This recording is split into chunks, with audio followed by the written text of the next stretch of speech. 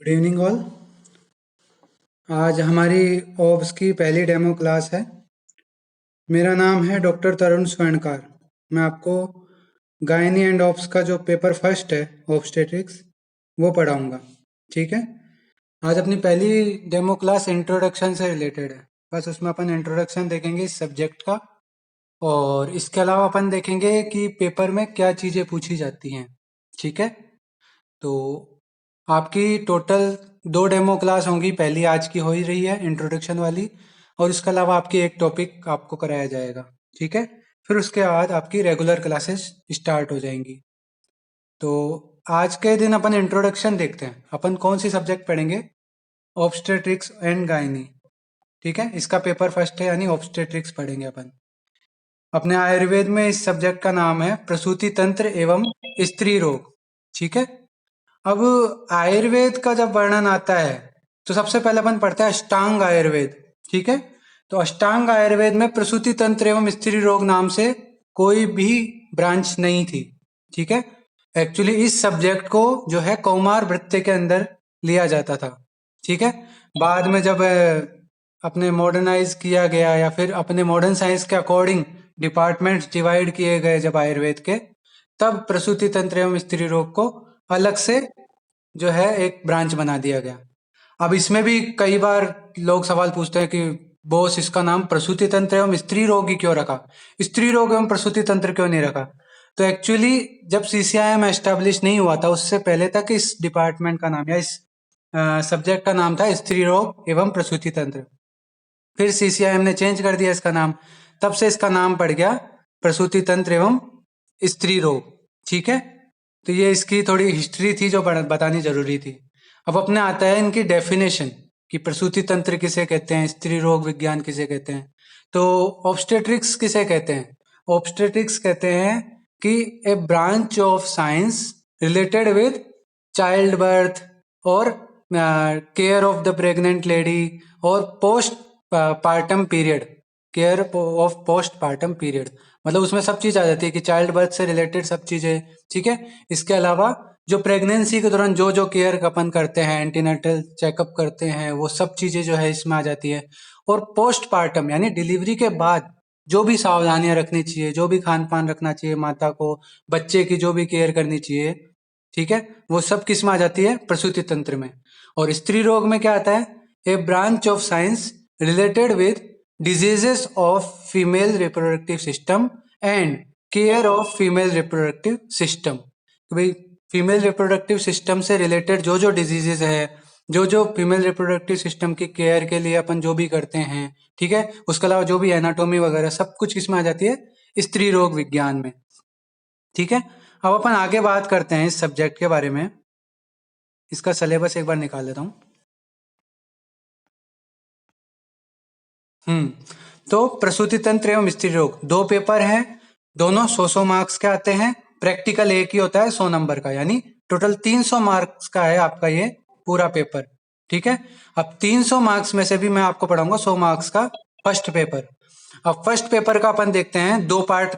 आपको पता ही है कि एक पेपर होता है, ठीक है, उसके 2 पार्ट बनाते हैं। ठीक है। Paper first, paper second. Paper first के फिर 2 पार्ट हैं, ए पार्ट और बी पार्ट। ठीक है। तो ये 2 अपन पार्ट पढ़ेंगे, ए पार्ट और बी पार्ट पढ़ेंगे अपन। ठीक है। ऑब्स्टेट्रिक्स पढ़ेंगे अपन। अब इसमें जो है सबसे पहला आता है स्त्री शरीर विजन। अब आप प्रसूता स्त्री के बारे में पढ़ोगे, ठीक है, कैसे डिलीवरी होती है सब पढ़ोगे, उससे पहले आपको उसके शरीर के बारे में जानना होगा। तो ये उसी बारे में स्त्री शरीर विजनन, यानी स्त्री के शरीर का ज्ञान करना। अब इसमें कौन कौन से टॉपिक हैं? इटमोलॉजिकल ओरिजिन ऑफ वर्ड स्त्री, स्त्री शब्द की व्याख्या कि स्त्री शब्द का मतलब क्या है, वो चीज। फिर आर्तव वह स्रोतस, आर्तव की बड़ी इंपॉर्टेंस है। क्यों? क्योंकि जब बच्चे का जन्म होता है, अपन गर्भ की परिभाषा पढ़ेंगे, उसमें भी क्या होता है? शुक्र और आर्तव का संयोग होता है। तो आर्तव की इंपॉर्टेंस है। अब आर्तव का वो जो वहन करते हैं उन स्रोतसों की भी इंपॉर्टेंट होगी, तो आर्तव वह स्रोतस। फिर स्तन्य वह स्रोतस, स्तन्य जो भी चाइल्ड बर्थ करता है उसके बाद उसका सबसे पहला पोषण क्या होता है? स्तन्य। तो स्तन्य का और उसके वाहक स्रोतों का वर्णन आएगा इसमें। फिर त्रयावर्त योनि, ठीक है, योनि का वर्णन पढ़ेंगे। फिर स्त्री विशिष्ट पेशी और मर्म, कि जो स्पेसिफिकली केवल स्त्रियों में पाया जाता है, ऐसे ही पेशिया और मर्म के बारे में अपन पढ़ेंगे। फिर मॉडर्न में अपन क्या पढ़ेंगे, फीमेल रिप्रोडक्टिव सिस्टम कंप्लीट, और पेल्विस की स्ट्रक्चर। पेल्विस का जो है बहुत इंपॉर्टेंट रोल रहता है फीमेल ऑब्स्टेट्रिक्स में, तो इससे क्वेश्चन भी बहुत सारे बनते हैं, तो पेल्विस के बारे में पढ़ेंगे। इसके अलावा स्त्रियों में वय का जो विभाजन किया गया है अलग अलग आचार्यों द्वारा, उसके बारे में देखेंगे। अब स्त्री शरीर विज्ञान से रिलेटेड क्वेश्चन क्या क्या आते हैं, तो उसके बारे में अपन जानते हैं। सबसे पहली बात तो इटमोलॉजिकल ओरिजिन ऑफ वर्ड स्त्री, इस पे क्या क्वेश्चन बनते हैं। तो इस पे केवल एक 2 नंबर का क्वेश्चन कभी आ जाए तो आ जाए, जनरली आता ही नहीं है इससे क्वेश्चन, कोई भी बोर्ड हो, कोई भी मतलब स्टेट की एग्जाम हो, ठीक है, तो इससे क्वेश्चन नहीं आता है, ठीक है। फिर आता है आर्तव्य स्रोतस, इस पे जैसे कई बार 2 नंबर का क्वेश्चन पूछ लिया जाता है कि आर्तव्य स्रोतसों के नाम बताइए, तो ये एक इंपॉर्टेंट चीज है, ठीक है, आर्तव्य स्रोतस, ये आपसे पूछा जाता है कई बार। फिर इसके अलावा त्रयावर्त योनि, जो त्रियावर्त योनि है उसमें पूछ लेते हैं, योनि की आकृति 2 नंबर में पूछ ली, ठीक है, योनि की जो पोजीशन है वो पूछ ली, इस तरह से 2 नंबर के क्वेश्चन पूछ लिए।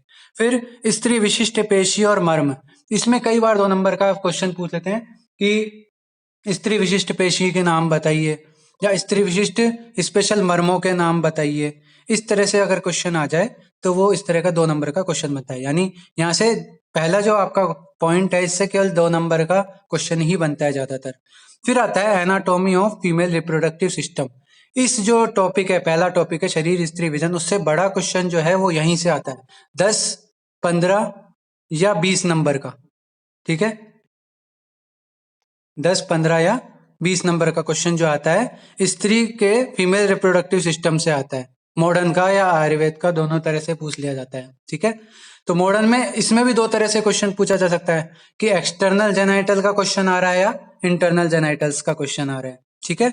फिर 5 नंबर का एक बहुत इंपॉर्टेंट क्वेश्चन आता है कि पेल्विस की ऑब्स्टेट्रिकल इंपॉर्टेंस बताइए, कि ऑब्स्टेट्रिक्स में पेल्विस की क्या इंपॉर्टेंस है, क्योंकि बच्चा जो है बर्थ कैनाल के थ्रू निकलता है, और बर्थ कैनाल कहाँ से गुजरती है, पेल्विस से ही होती है। क्यों, क्योंकि जो गर्भाशय में सर्विक्स पार्ट है वहां से बर्थ कैनाल शुरू होती है और बाहर बच्चा जो है निकलता है उससे, ठीक है।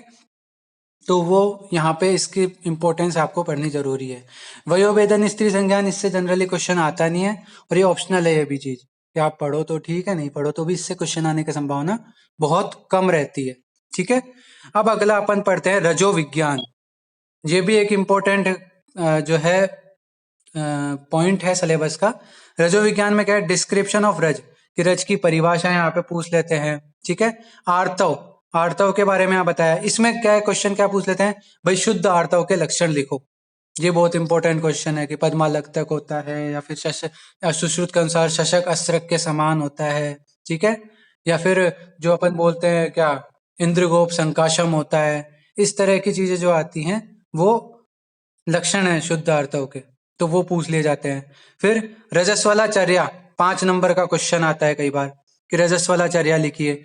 2 नंबर में ऋतुमती के लक्षण, ये बहुत कॉमन क्वेश्चन है, सबसे ज्यादा पूछा जाने वाला 2 नंबर में, या कभी कभी 5 नंबर में भी दे देते हैं इसको। कई एक्सटर्नल एग्जामिनर्स ऐसे होते हैं जो पेपर बनाते वक्त देखते नहीं है कितना बड़ा क्वेश्चन है ये, तो कई बार 5 नंबर में भी दे देते हैं, ऋतुमती स्त्री के लक्षण लिखिए, ठीक है। ऋतुकाल 2 नंबर में पूछ लेते हैं, ऋतुकाल क्या है उसकी परिभाषा लिखिए। इसके अलावा मीनार की, मीनार की 2 नंबर में पूछा हुआ है कि मीनार की जो है आप एज बताइए, कि 12 वर्ष एज होती है मीनार की, ठीक है, तो वो जो है आपके 2 नंबर का क्वेश्चन है। फिर आता है इससे बड़ा क्वेश्चन जो आता है वो आता है menstrual cycle and it's regulation bye endocrine glands. कई बार तो ऐसे की ऐसे क्वेश्चन उठा के दे देते हैं, ठीक है, या फिर कई बार ऐसे पूछते हैं कि describe physiology of menstrual cycle, ठीक है, तो फिजियोलॉजी पूछ रहे हैं तो इसका मतलब यही है कि वो पूरा आपसे मेंस्ट्रुअल साइकिल पूछ रहे हैं। कई बार क्या होता है 5 नंबर में सिर्फ रेगुलेशन ऑफ एंडोक्राइन ग्लैंड पूछते हैं, क्यों, क्योंकि यहाँ पर केवल एचपीओ एक्सेस काम आता है। एचपीओ एक्सेस क्या होता है, एचपीओ एक्सिस, एचपीओ एक्सिस क्या होता है, एच से क्या होता है हाइपोथैलेमस, ठीक है, एच से हाइपोथैलेमस, पी से पिट्यूटरी ग्लैंड, ठीक है, और ओ से क्या होती है ओवरी। तो इनसे रिलीज होने वाले जो हार्मोन हैं वो मेंस्ट्रुअल साइकिल का रेगुलेशन करते हैं, तो इसलिए कई बार 5 नंबर में अलग से इसका पूछ लिया जाता है, जिसमें अपन जब पढ़ेंगे रेगुलर क्लास में तो अपन इसमें चार्ट के थ्रू जो है इसको अपन पढ़ेंगे। एक चार्ट होगा, फ्लो चार्ट के रूप में बना रखा होगा, तो उसमें अपन फ्लो चार्ट के थ्रू इसको पढ़ेंगे। ठीक है। फिर उसके बाद आगे आता है ओव्यूलेशन और इसकी इंपॉर्टेंस क्या है कंसेप्शन में। अब बिना ओव्यूलेशन के तो बच्चा पैदा होगा नहीं, तो वही है इसमें इंपॉर्टेंस कि ओव्यूलेशन क्या होता है, फिर उसके बाद फर्टिलाइजेशन क्या होता है, तो वो सब चीजें इसमें अपन पढ़ेंगे। ठीक है। फिर उसके आगे आता है अगला कॉन्सेप्ट ऑफ स्त्री शुक्र। इससे केवल एक बार क्वेश्चन आया हुआ है, 2 नंबर 5 नंबर का क्वेश्चन आया हुआ है। ठीक है। तो इसमें मेन क्या क्या हो गया अब तक, सबसे ज्यादा मेन आपको पढ़ने के, एक तो फीमेल रिप्रोडक्टिव सिस्टम से बड़ा क्वेश्चन आता है। 5 नंबर में पेल्विस का जो है क्वेश्चन आता है। ठीक है। इसके अलावा आर्तव्य है, स्तन्यवय है, स्रोतस, उस पर छोटा 2 नंबर का क्वेश्चन आ जाता है। ठीक है। ऋतुमती स्त्री के लक्षण, ये कॉमन क्वेश्चन है। इसके अलावा मेंस्ट्रुअल साइकिल, ये एक बड़ा क्वेश्चन है। फिर अगला तीसरा सिलेबस का पॉइंट आता है गर्भ विज्ञान, कि गर्भ के बारे में इसमें पढ़ते हैं। तो इसमें क्या क्या पूछा जाता है, सबसे पहले गर्भाशय परिभाषा 2 नंबर में पूछा जाता है। अब आयुर्वेद में गर्भाशय की परिभाषा क्या बता रखी है कि भाई रोहित मत्स्य मुख के समान होता है। ठीक है। कई लोग कहते हैं कि भाई ये क्या बोलते हैं, आमाशय पक्वाशय मध्यगतम होता है। इस तरह से जो है अलग अलग डेफिनेशंस दे रखी हैं, तो वो 2 नंबर में कभी कभी गर्भाशय की डेफिनेशन पूछ ली जाती है। ठीक है। फिर उसके बाद ये यत्र गर्भस्थितिस्थिति इति गर्भाशय, इस तरह से भी डेफिनेशन आती है। फिर गर्भाधान विधि, ये कई बार गर्भाव क्रांति जो है अगला पॉइंट है, ये 5 नंबर में पूछ लिया जाता है, गर्भाव क्रांति किसे कहते हैं, इसका वर्णन करो। गर्भ संभव सामग्री, इसमें वो जो अपने जैसे खेती का जिसमें एग्जाम्पल दे रखा, उपमा दे रखी है, जैसे खेत में क्या चाहिए होती है, 4 चीजें, बीज चाहिए होती है, जल चाहिए होता है। ठीक है। इसी तरह से जो है अपने स्त्री को जो है गर्भाधान के लिए क्या क्या संभव सामग्री होती है, जैसे कि आहार रस चाहिए होता है, गर्भाशय की जरूरत होती है उसके लिए, शुक्र और आर्तव की जरूरत होती है। ठीक है। और एक स्पेसिफिक काल यानी ऋतु काल की जरूरत होती है, इन 4 चीजों की जरूरत होती है, तो वो गर्भ संभव सामग्री होगी। ठीक है। क्या समझे आप, गर्भ संभव सामग्री से जिस प्रकार एक खेती करने के लिए, एक फसल उगाने के लिए अपन को 4 चीजों की जरूरत होती है। क्या, क्षेत्र की, जो अपना फील्ड है जिसके अपन अंदर अपन खेती कर रहे हैं वो। इसके अलावा दूसरी चीज क्या होती है, पानी, बरसात के पानी पर, अपना कृषि प्रधान देश है, बारिश पे डिपेंडेंट होता है, तो बरसात की या पानी की जरूरत होती है, जल की। ठीक है। तो क्षेत्र, अंबु, बीज, बिना सीड के फल उगता नहीं है, तो बिना सीड के तो होगा ही नहीं काम, तो सीड या बीज। ठीक है। और प्रॉपर काल, जैसे कुछ खरीफ रबी आप ऐसे फसलें पढ़ते हो ना, तो उनका एक स्पेसिफिक काल होता है, वैसे ही जो है रिप्रोडक्शन के लिए एक स्पेसिफिक काल बताया हुआ है, ऋतु काल। तो ठीक है। तो ये इस तरह से गर्भ संभव सामग्री हो गई। फिर उसके बाद अगला अपन देखते हैं गर्भ कर भाव। गर्भ कर भाव मतलब गर्भ की उत्पत्ति में जो हेल्प करने वाले भाव होते हैं वो गर्भ कर भाव होते हैं। ठीक है। फिर गर्भ का पंच भौतिकत्व आ गया, कि गर्भ में जो है पृथ्वी महाभूत क्या काम करता है, जल महाभूत क्या काम करता है, अग्नि महाभूत क्या काम करता है, ऐसे पंच महाभूत के जो काम बताए हैं वो गर्भ का जो है, गर्भ का मतलब पंच भौतिकत्व आ गया। फिर आता है मासानुमासिक गर्भ वृद्धि। इसमें क्या होता है, पर मंथ जो है गर्भ की क्या क्या डेवलपमेंट हुई प्रति मंथ, जैसे पंचमे बुद्धि वो षष्ठे बुद्धि, प्रतिबुद्ध तरह माने पंचमे मास में। ठीक है। तृतीय मास में पंच पीड़िकाओं की उत्पत्ति, पिंडिकाओं की उत्पत्ति। तो ये सारी चीजें, जैसे अलग अलग महीने में क्या क्या होता है, 8वें महीने में ओज स्थिर होता है, 9वें से 12वें महीने के बीच जो है गर्भ पूर्ण रूप से डेवलप हो जाता है। ठीक है। तो ये इस तरह की जो चीजें हैं वो सब किस में आ जाती हैं, मासानुमासिक गर्भ वृद्धि में। ठीक है।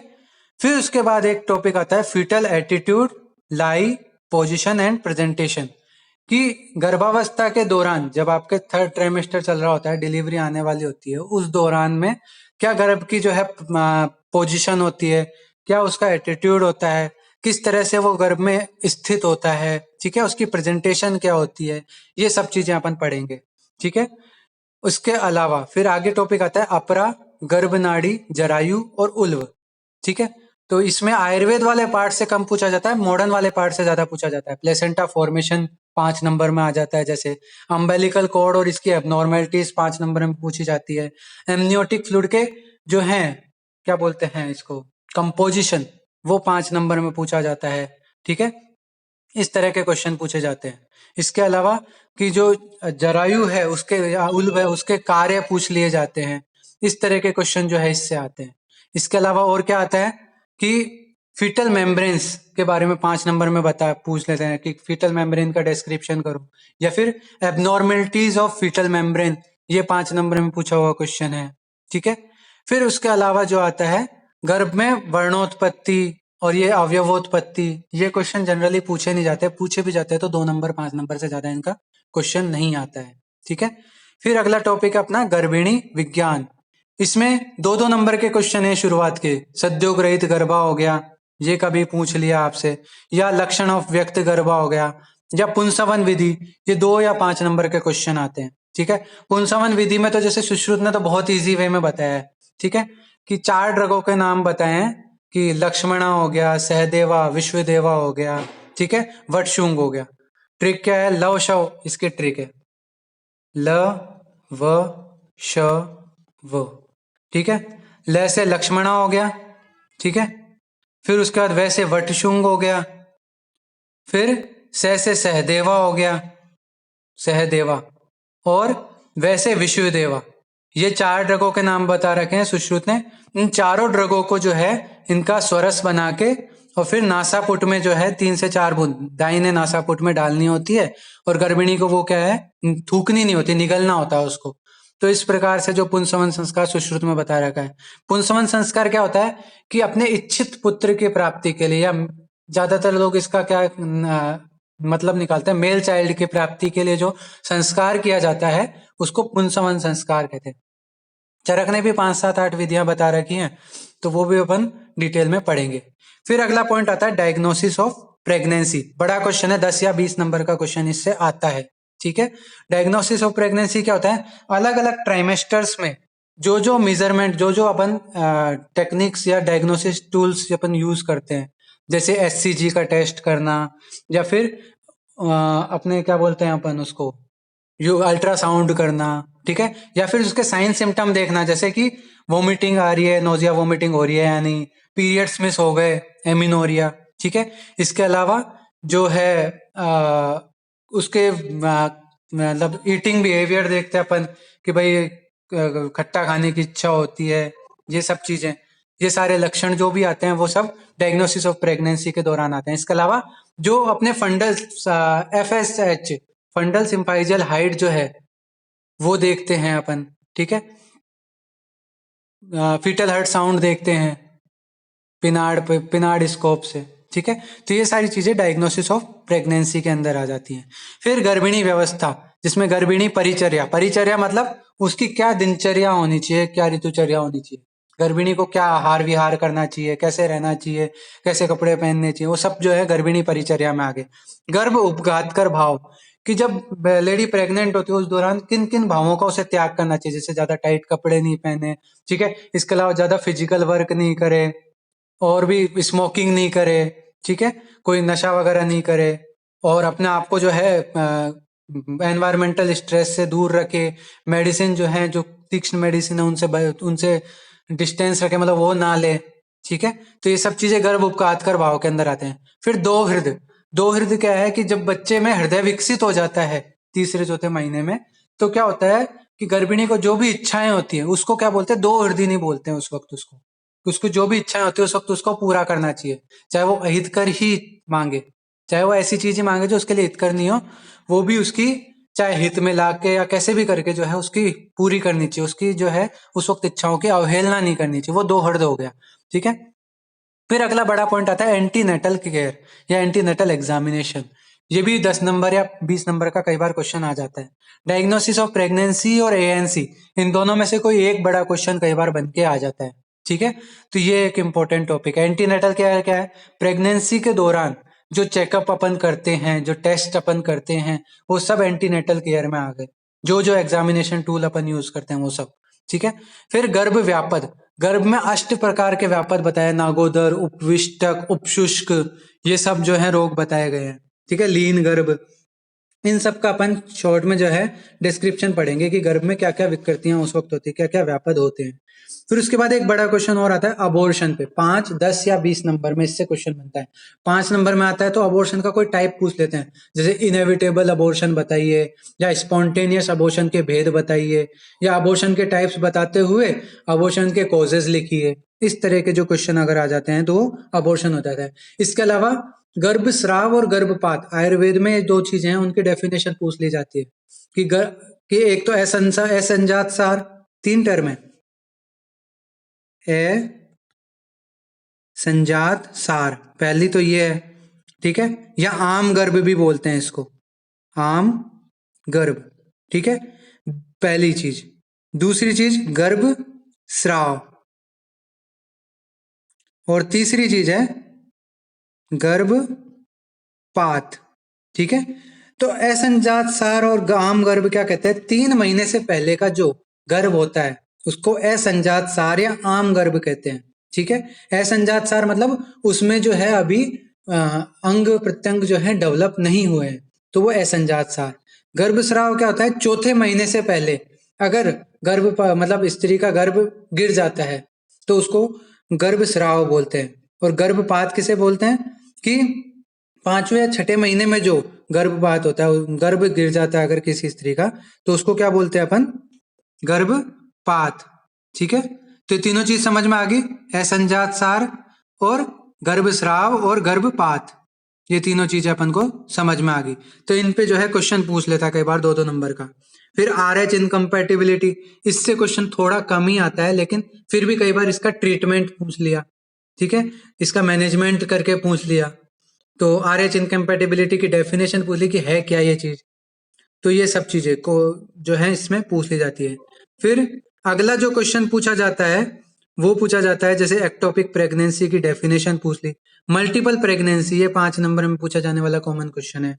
IUGR, intra uterine growth retardation, इससे रिलेटेड 5 या 10 नंबर में क्वेश्चन पूछ लेते हैं। कई बार जो है बड़ा क्वेश्चन अगर पूछना होता है तो डायग्नोसिस ऑफ प्रेगनेंसी के साथ IUGR दे दिया, या एंटीनेटल केयर के साथ IUGR दे दिया, या अष्टगर्भ व्यापद के साथ जो है इन छोटे छोटे टॉपिकों को जोड़ के बड़ा क्वेश्चन बना के दे देते हैं, ठीक है। जनरली 5 नंबर में पूछे जाने वाले क्वेश्चन है ये।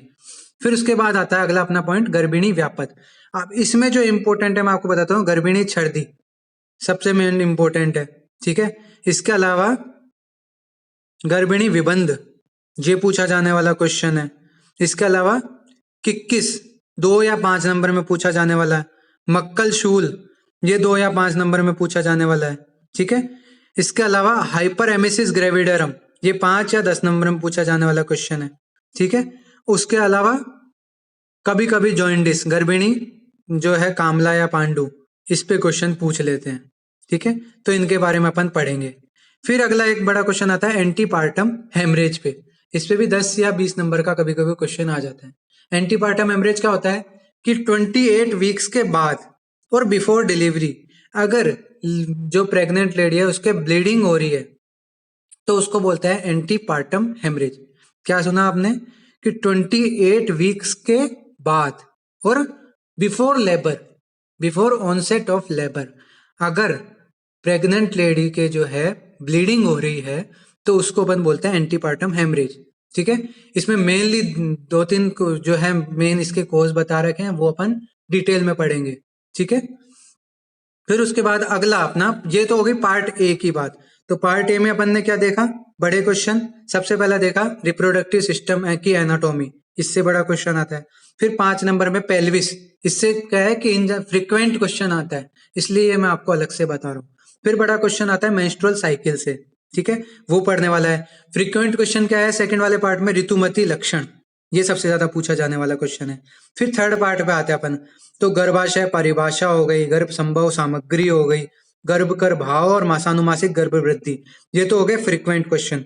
बड़ा क्वेश्चन कहां से आता है, प्लेसेंटा, फॉर्मेशन एंड डेवलपमेंट, ठीक है। इसके अलावा एमनियोटिक फ्लूइड और फीटल मेम्ब्रेन, इनसे बड़ा क्वेश्चन बनता है।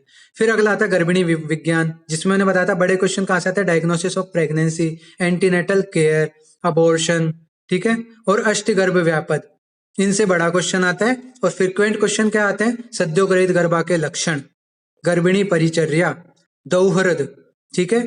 और इसके अलावा जो IUGR है या एक्टोपिक प्रेगनेंसी है या मल्टीपल प्रेगनेंसी है, इनकी डेफिनेशन, ये जो है फ्रीक्वेंट क्वेश्चन है।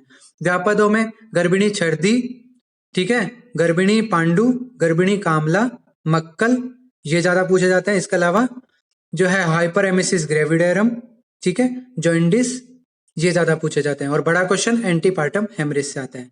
अब पार्ट बी में क्या होता है? डिलीवरी, ऑनसेट ऑफ डिलीवरी से लेकर और बाकी सूतिका तक का पूरा पार्ट बी है एक तरह से। जो सबसे पहले प्रसव विज्ञान में प्रसव की परिभाषा 2 नंबर में पूछा जाने वाला क्वेश्चन है। फिर 10 नंबर में पूरा मैकेनिज्म ऑफ लेबर पूछ लेते हैं कई बार क्या है, एक्सप्लेन नॉर्मल लेबर, इस तरह से क्वेश्चन आ जाता है, ठीक है। कई बार जो है आपको स्टेज पूछ लेते हैं कि explain second stage of labour, ये पूछ लेते हैं। कई बार थर्ड स्टेज ऑफ लेबर का जो है कॉम्प्लिकेशन पूछ लेते हैं। तो इस तरह से क्वेश्चन पूछते हैं लेबर से, ठीक है। तो क्या पूछा है यहाँ पे? फिर ये आयुर्वेद वाला पार्ट पूछ लेते हैं लेबर का, कि प्रसव का जो है आयुर्वेद पार्ट पूरा पूछ लिया 5 नंबर या 10 नंबर में। तो ये स्टेजेस हैं, प्रजायनी, आसन्न प्रसवा, आवी, ठीक है, ये जो है स्टेज है आयुर्वेद में प्रसव की, ठीक है। तो इस तरह से आपको याद रखनी, ये पूछ लिया जाता है। फिर पिक्टोग्राम या पार्टोग्राफ, पिक्टोग्राम भी है इसको और इसका दूसरा नाम पार्टोग्राफ है, ठीक है। तो ये भी एक 5 नंबर में पूछा जाने वाला क्वेश्चन है। 2 नंबर में एपिजियोटोमी पूछ लेते हैं। इसमें एक एपिजियोटोमी सीजर आती है, उसका डायग्राम और उसका यूज, इस तरह से 2 नंबर में क्वेश्चन पूछ लिया जाता है, ठीक है। ये सब चीजें पूछी जाती है। फिर आगे आता है प्रसव व्यापद, ठीक है। इसमें गर्भ संघ से 10 नंबर का क्वेश्चन पूछा हुआ है, मूड गर्भ से 10 नंबर का क्वेश्चन पूछा हुआ है, 10 या 20 नंबर में मूड गर्भ, तो ये इंपॉर्टेंट है, ठीक है। फिर उसके बाद इंडक्शन ऑफ लेबर, ये 5 या 10 नंबर में पूछा जाने वाला क्वेश्चन है। और एक सिजेरियन सेक्शन, जो अपन सिजेरियन डिलीवरी आप बहुत नाम सुनते हो, LSCS, तो उसका 10 नंबर का या 20 नंबर का एक बड़ा क्वेश्चन बनता है, ठीक है। फीटल डिस्ट्रेस, इसके कोजेस पूछे जाते हैं। Pre term labour, post term labour की डेफिनेशन पूछी जाती है। जैसे नॉर्मल लेबर क्या होता है, 38 से 40 हफ्ते में जो है मैच्योर लेबर होता है, कि 38 से 40 वीक जब प्रेगनेंसी के हो जाता है, गेस्टेशन पीरियड हो जाता है, उस दौरान अगर डिलीवरी हो रही है तो वो नॉर्मल डिलीवरी होती है, ठीक है। अगर 36 वीक से पहले अगर डिलीवरी हो रही है तो वो प्री टर्म लेबर हो गई। और अगर 42 वीक्स के बाद अगर डिलीवर हो रहा है बच्चा तो वो पोस्ट टर्म डिलीवरी हो गई, पोस्ट टर्म लेबर हो गया। तो ये हो गई बात अपने प्री टर्म और पोस्ट टर्म की। फिर रिटेंशन ऑफ प्लेसेंटा, जो मैंने 5 नंबर में आपको थर्ड स्टेज का कॉम्प्लिकेशन बताया था ना, वो था रिटेंशन ऑफ प्लेसेंटा, वही है कॉम्प्लिकेशन, ठीक है। अब मैं आपको बताता हूँ स्टेजेस लेबर की मेनली कई जगह, तो कई बुक्स में आपको 3 स्टेजेस मिलेंगी और कई बुक्स में आपको 4 स्टेजेस मिलेंगी। पहली स्टेज क्या होती है? फर्स्ट स्टेज ऑफ लेबर, जिसमें डायलेटेशन ऑफ सर्विक्स होता है, ठीक है। दूसरी स्टेज में बच्चे की डिलीवरी होती है, डिलीवरी ऑफ चाइल्ड। तीसरे स्टेज में डिलीवरी ऑफ प्लेसेंटा, कि चाइल्ड निकलने के बाद फिर प्लेसेंटा निकलता है, तो थर्ड स्टेज होगी डिलीवरी ऑफ प्लेसेंटा। और फोर्थ स्टेज जो लोग मानते हैं वो मानते हैं ऑब्जर्वेशनल स्टेज, जिसमें लेडी के वाइटल वगैरह जो हैं और बच्चे की जो है फिजिकल एंड मेंटल कंडीशन जो है चेक की जाती है। तो इस तरह से यहाँ पे चारों स्टेज होगी। तो थर्ड स्टेज का कॉम्प्लिकेशन होता है रिटेंशन ऑफ प्लेसेंटा। रिटेंशन मतलब रुक जाना, प्लेसेंटा अगर गर्भाशय में ही रुक गया तो उसको रिटेंशन ऑफ प्लेसेंटा कहते हैं। तो ये आपको याद रखना है कि ये 5 नंबर में पूछा जाता है जनरली क्वेश्चन, तो ये अपन पढ़ेंगे। फिर पोस्टपार्टम हेमरेज, कि बच्चे को डिलीवर कर दिया माँ ने, उसके बाद 1 हफ्ते के अंदर अंदर जो ब्लीडिंग होती है उसको पोस्टपार्टम हेमरेज बोलते हैं। कई बार 24 घंटे के अंदर बहुत ज्यादा ब्लीडिंग हो जाती है, कई बार हफ्ते भर तक लगातार ब्लीडिंग होती रहती है, तो वो पोस्टपार्टम हेमरेज हो गया। इसका भी बड़ा क्वेश्चन बनता है। फिर uterine inversion, amniotic fluid embolism, ठीक है, और गर्भ स्थिति परिवर्तन, ठीक है, फोर्सेप डिलीवरी, वेंटोस डिलीवरी, 2-2 नंबर के क्वेश्चन कभी आ जाते हैं तो आ जाते हैं, जनरली इनसे क्वेश्चन नहीं आता है। फिर अगला आता है सूतिका विज्ञान। सूतिका विज्ञान में कुछ नहीं है, सूतिका की परिभाषा, सूतिका काल जो 45 डेज का बताया गया है, जिसको अपने मॉडर्न में परप्यूरियम पीरियड बोलते हैं, ठीक है। सूतिका परिचर्या की इस 45 दिन के दौरान क्या आहार विहार व्यवस्था जो है सूतिका की होनी चाहिए, वो सब चीजें इसमें आती है। फिर चेंजेस ड्यूरिंग सूतिका अवस्था, चेंजेस मतलब फीमेल में जो वो चेंजेस होते हैं, जैसे कि प्रेगनेंसी के दौरान उसके शरीर के ज्यादातर अंगों का, जैसे कि गर्भाशय का साइज बढ़ जाता है, ठीक है, उसके शरीर में जो जो चेंजेस होते हैं वो सब फिर से नॉर्मल स्थिति में आना, ठीक है, तो वो सब क्या हो गए, चेंजेस ड्यूरिंग सूतिका अवस्था। फिर मैंने बताया था मॉडर्न में इसको परप्यूरियम बोलते हैं, तो मॉडर्न वर्जन आ गया इसका परप्यूरियम और इसका मैनेजमेंट, ठीक है। सूतिका में होने वाले रोग, जिसमें सूतिका ज्वर पे बड़ा क्वेश्चन आता है 10 या 20 नंबर का, सूतिका मक्कल 5 नंबर का क्वेश्चन पूछा जाता है, ठीक है, तो ये इंपॉर्टेंट है। फिर आता है अपना स्तन्य विजन, कि स्तन्य का निर्माण कैसे होता है, शुद्ध स्तन्य के लक्षण क्या है, स्तन्य संपत्ति क्या है, ये जो क्वेश्चन जो है यहाँ से पूछे जाते हैं 2 नंबर, 5 नंबर, 10 नंबर में, ठीक है। स्तन्य विद्धि या स्तन्य वृद्धि, इसके बारे में जो है क्वेश्चन पूछ लिया जाता है, ठीक है। और स्तन्य संपत मैंने आपको बता ही दिया। इस तरह से जो है आपका ओप्स का सिलेबस हो गया। तो ये अपन चीजें पढ़ेंगे, ठीक है, समझ में आ गया आपको ओप्स में क्या पढ़ेंगे, क्या इंपॉर्टेंट है क्या नहीं। अब ये क्लास आप बार बार देख सकते हो कि हाँ अपन को किस तरह से पढ़ना है। ये मैंने आपको एक रूपरेखा बताई है आज इस डेमो क्लास में, कि आप क्या पढ़ने वाले हो पेपर फर्स्ट में, क्या क्या पूछा जाता है, किस तरह से पूछा जाता है, ये सब मैंने आपको बताया है, ठीक है। ये अपनी आज की पहली डेमो क्लास थी। सेकंड डेमो क्लास में जो आपको मैं टॉपिक पढ़ाऊंगा वो है fetal attitude, lie, position and presentation, ठीक है। तो अभी जो है डेमो क्लास के बाद जब रेगुलर क्लासेस होंगी तो आपका एक ग्रुप भी बनेगा जिसमें आप ऐड होंगे, ठीक है। कोई भी डाउट हो आप उस पर कभी भी पूछ सकते हैं, कोई दिक्कत नहीं है ना। तो मिलते हैं कल की क्लास में, आज की क्लास में एंड करता हूँ।